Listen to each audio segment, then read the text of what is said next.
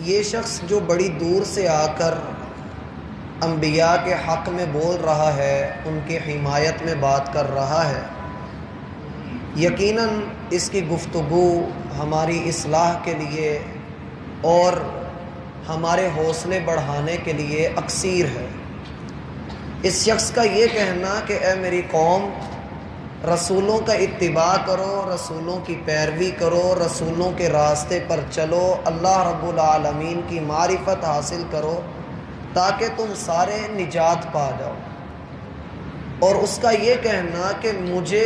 کس چیز نے منع کیا ہے کہ میں اس ذات کی بندگی سے رک جاؤں جس نے مجھے پیدا کیا ہے، اور وہ اللہ کہ جو ہم سب کا خالق و مالک ہے، ہم نے لوٹ کر اسی کی طرف جانا ہے۔ ان کل من فی السماوات والارض الا آتی الرحمن عبدا، زمین و آسمان میں جو کوئی بھی ہے، بے جان ہے یا جاندار ہے، جب کل قیامت کے دن اللہ کا حکم ہوگا کہ آؤ، تو سارے کے سارے غلام بن کر، ذلیل ہو کر، حقیر ہو کر اللہ کے سامنے پیش کیے جائیں گے۔ اور ہم جو اپنے آپ کو بہت اونچا سمجھتے ہیں، نبی علیہ الصلاۃ والسلام کا فرمان ہے کہ جب کل قیامت کے دن تم لوگ قبروں سے نکالے جاؤ گے، ننگے بدن ہوگے، ننگے پاؤں ہوگے اور بھاگتے ہوئے آ رہے ہوگے، تمہارے اوپر اللہ سبحانہ و تعالی کا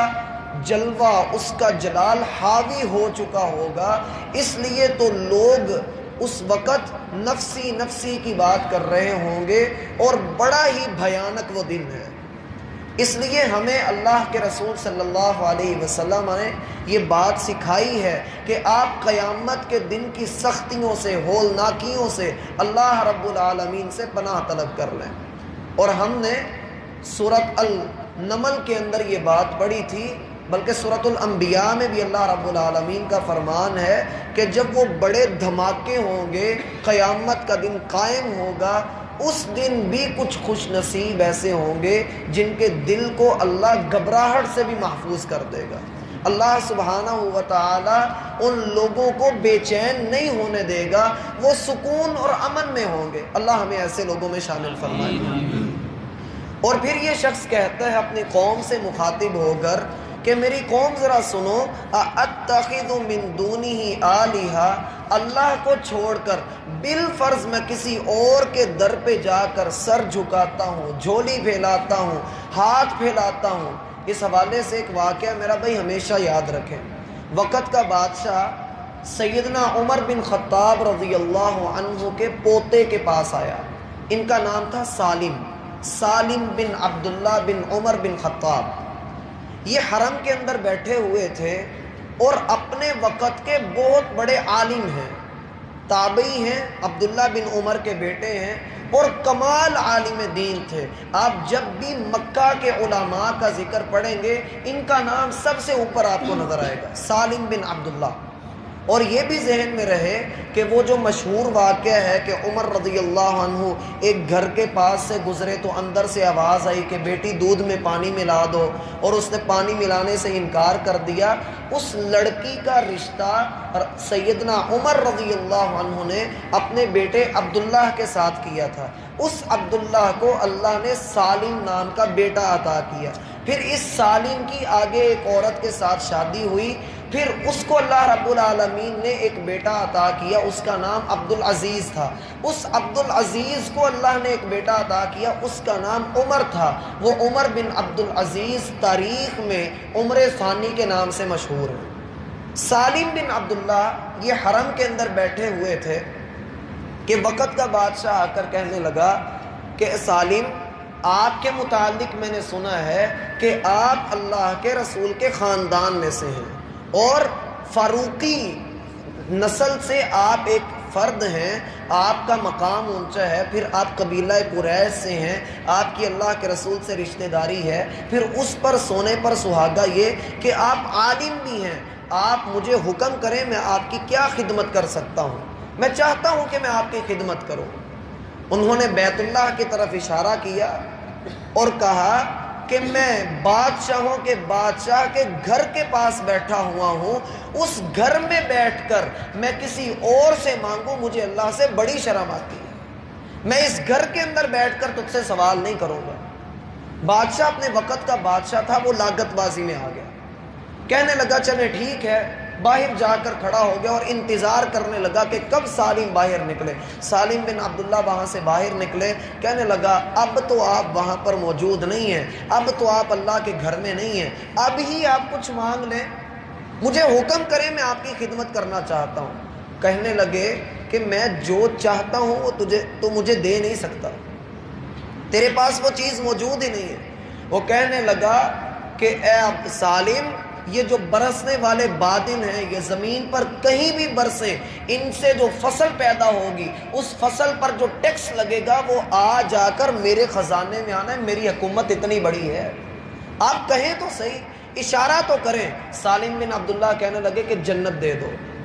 اگر دے سکتے ہو تو مجھے جنت دے دو۔ کہنے لگا یہ تو میرے بس کی بات نہیں، کہا پھر مجھے اس کے علاوہ کسی اور چیز کی طلب بھی نہیں، مجھے چاہیے تو اللہ کی رضا چاہیے، اللہ کی جنت چاہیے۔ اور یہ شخص بھی وہی بات کر رہا ہے، اَأَتَّخِذُ مِن دُونِهِ آلِهَةً، کیا اللہ کا در چھوڑ کے کسی اور کے در پہ آ کر سوال کرنا شروع کر دوں، کسی اور سے مانگ لوں؟ انتہائی کم یقین والے لوگ جو یہ سمجھتے ہیں کہ اللہ رب العالمین کچھ کر نہیں سکتا ہے، میرا بھائی آپ اللہ پہ توکل کر کے دیکھیے، آپ اللہ پہ یقین کر کے دیکھیے۔ ہمارے چار دوست اٹھ کر ہمیں کہہ دینا کہ یار ہم تمہارے ساتھ ہیں، ہمارا حوصلہ بڑھ جاتا ہے، اور وہ اللہ کہتا ہے کفا باللہ وکیلا، اللہ تیرے معاملات کو دیکھنے کے لیے، تیرا کارساز ہونے کے لیے کافی ہے، وہ تو ارحم الراحمین ہے، مالک الاملاک ہے، وہ ہر چیز کا مالک ہے، اس کے لیے کیا مشکل ہے؟ یہ بندہ لوگوں کو سبق دے رہا ہے کہ لوگوں اللہ کا در چھوڑ کے کسی اور کے در پہ جاؤں، ان یریدنی الرحمن بضر لا تغنی عنی شفاعتهم شیئا، کل قیامت کے دن اللہ سبحانہ و تعالی نے اگر میری پکڑ کر لی، میری گرفت ہو گئی، یا دنیا میں ہی اللہ نے مجھے آزمانے کا ارادہ کر لیا، تو کوئی بھی مجھے بچا نہیں سکے گا، کوئی مجھے چھڑا نہیں سکے گا۔ اور یاد رکھیے اللہ سبحانہ و تعالی کے سامنے اگر کسی کا درجہ سب سے بلند ہے تو وہ اس شخص کا ہے جو تقوی والا آدمی ہے۔ ان اکرمکم عند اللہ اتقاکم، اللہ کے ہاں عزت والا وہ ہے جس کے اندر تقوی ہے، اور لوگوں میں سے سب سے بڑھ کر جن کا یقین، توکل، تقوی، زہد و ورع، خشیت جن کی سب سے زیادہ تھی وہ انبیاء کرام علیہم السلام، اور ہمارے لیے مشعل راہ تو نبی صلی اللہ علیہ وسلم ہے۔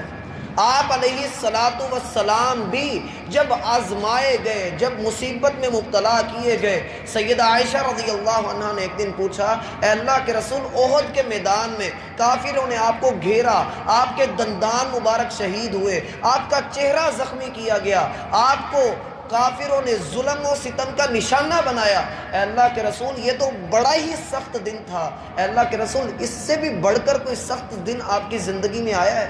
فرمایا ہاں عائشہ، جب میں طائف گیا تھا اور راستے کے دونوں طرف لڑکوں نے کھڑے ہو کر مجھے پتھر مارے تھے، اتنے پتھر مارے تھے کہ میں لہو لہان ہو کر بے ہوش ہو کر گر پڑا تھا، وہ دن پوری نبوی زندگی میں سب سے مشکل ترین دن تھا۔ انبیاء پر بھی مشکلات آئی ہیں، اور انبیاء کو پھر اللہ رب العالمین نے جو مقام اور مرتبہ عطا کیے ہے، اللہ کی قسم جتنے مٹانے والے تھے، حملے کرنے والے تھے، قتل کرنے والے تھے، ان سب کا آج نام کوئی جانتا ہی نہیں، ایک نام زندہ ہے تو محمد الرسول اللہ کا نام ہے۔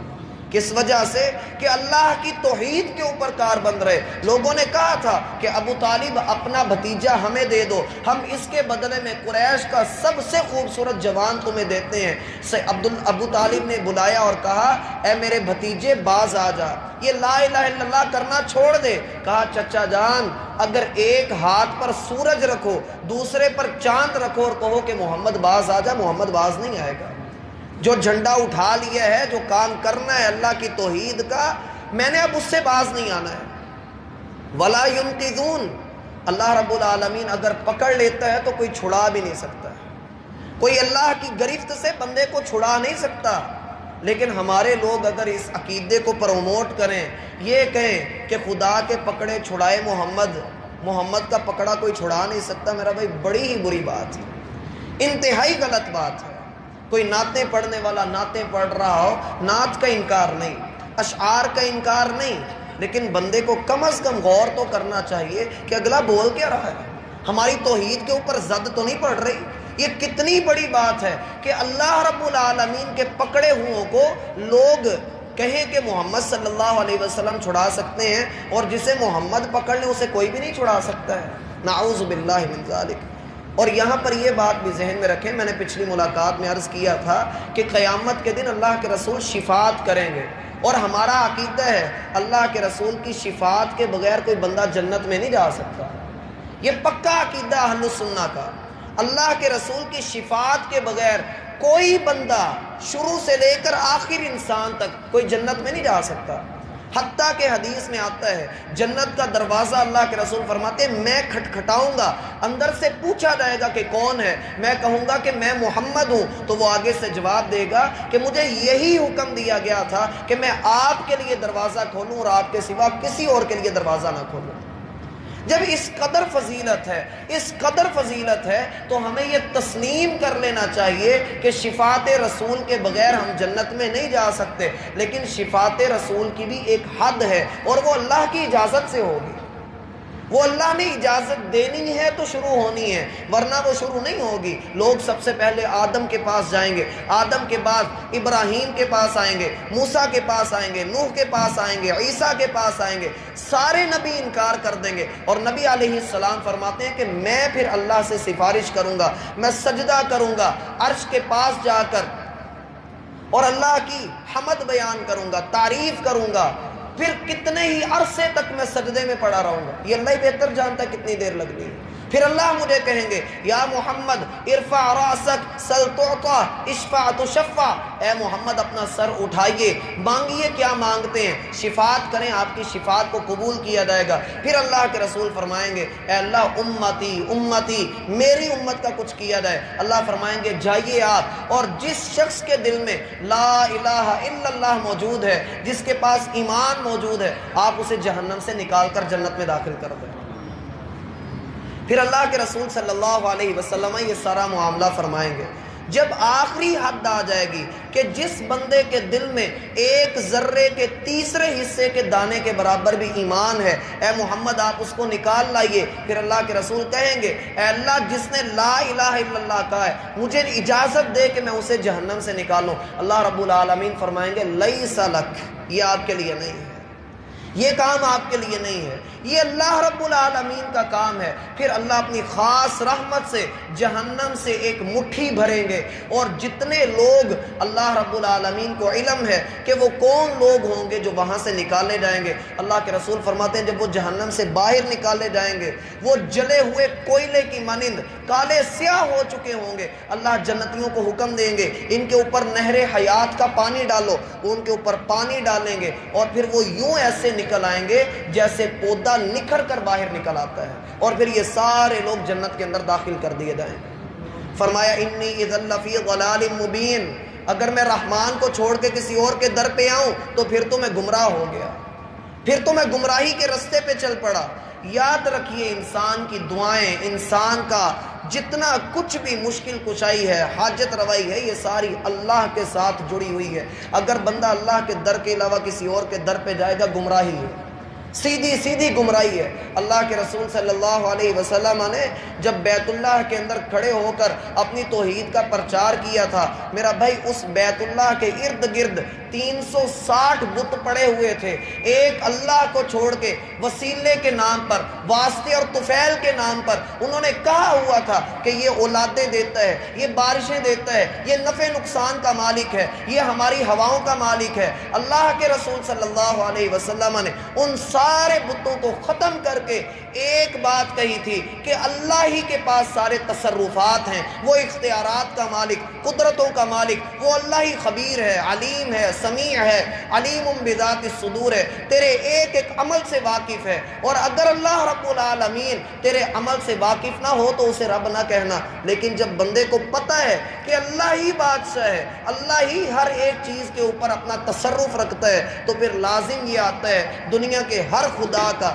ہر معبود کا انکار کر کے کہا جائے لا الہ الا اللہ، کوئی معبود برحق نہیں، ایک اللہ ہی ہے جو کھلاتا بھی ہے، پلاتا بھی ہے، جگاتا بھی ہے، سلاتا بھی ہے، چلاتا بھی ہے، پہناتا بھی ہے، انسان کے ایک ایک عمل سے واقف بھی ہے۔ وہ اللہ جو روحانی ضروریات بھی پوری کرے، جسمانی ضروریات بھی پوری کرے، جو وسائل سے مالا مال کر دے، لازم یہ ہے کہ لا الہ الا اللہ کا اقرار کر کے اس کی بندگی کی جائے، اس کے علاوہ کسی اور کے در پہ سر نہ جھکایا جائے۔ اگر کسی اور کے در پہ سر جھکایا توحید ضائع ہو جائے گی، اور جس کی توحید ضائع ہو گئی اس کی کروڑوں نیکیاں بھی ہوں تو اللہ کو اس کی پرواہ کوئی نہیں، اور جس کے پاس کروڑوں گناہ ہوں ایک توحید اس کے پاس موجود ہو، اللہ کی قسم اس کا یہ ایک چھوٹا سا کلمہ کل قیامت کے دن حدیث میں آتا ہے 99 رجسٹر ہوں گے، لمبے لمبے رجسٹر جس میں بندے کے کرتوت لکھے ہوئے، اور ایک چھوٹا سا بطاقہ، ایک کارڈ اللہ رب العالمین دوسرے پلڑے میں رکھیں گے جس پر لا الہ الا اللہ لکھا ہوگا۔ یہ ایک ہلکا سا کارڈ ان 99 رجسٹروں سے وزنی ہو کر بندے کو جنت میں داخل کروا دے گا۔ آپ کی توحید ہی آپ کی اصل ہے۔ انی اذا لفی ضلال مبین، اگر انسان توحید سے ہٹ جاتا ہے تو پھر